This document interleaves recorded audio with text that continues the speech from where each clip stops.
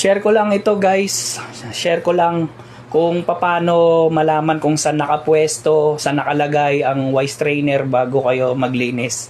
Bali, yung dalawang tubo na yan na papunta sa unit, laging nasa left side. Laging nasa left side ang wise trainer. Basta yung tatandaan nyo lagi, yung dalawang tubo na pumunta sa unit, pag tinapatan nyo yan, nasa left side.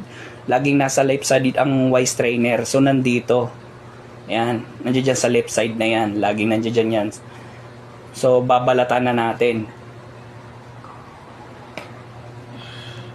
Nasa ano siya sa guys, nasa bago mag-gate valve. Yan. Laging nandiyan dyan ang wise trainer. Hindi nawawala yan dyan. Hindi lagi lumalagpas, hindi ganon. Basta bago siya mag-gate valve. Laging nandiyan dyan ang wise trainer, tapos nasa left side ng dalawang tubo. Pag tinapatan mo yung dalawang tubo na pumunta sa unit, pag tinapatan mo yun, nasa left side lagi. Doon nyo para mabilis nyo ma-determine kung nasa nakapwesto yung yung wise trainer. Yeah, so nandito nakapwesto yung yung wise trainer.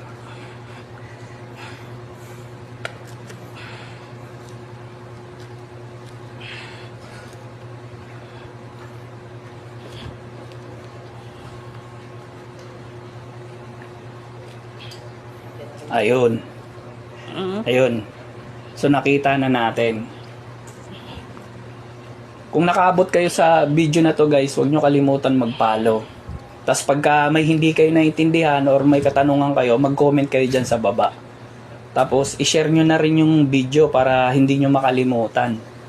Para may guide kayo pag kayo na yung gagawa. So yun, bali tapos na tayo mag-cleaning ng wise trainer. Bali ang una nyong bubuksan, itong supply, yung in. Kasi nagawa ko na yung video yung paano mag-cleaning eh. So dito na tayo sa tapos na. Bali ganito ang una nyong gagawin. Bubuksan nyo yung supply muna, yung in, pagkatapos nyo mag-cleaning ng wise trainer. Sunod, yung yung return o yung out. Pag binuksan nyo yung return tsaka out, dapat may marinig kayong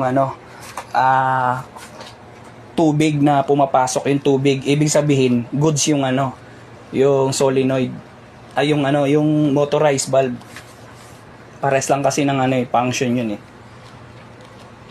Dapat may marinig kayong daloy ng tubig. Lamig. Ayun, tumutunog na oh. Dumadaloy na.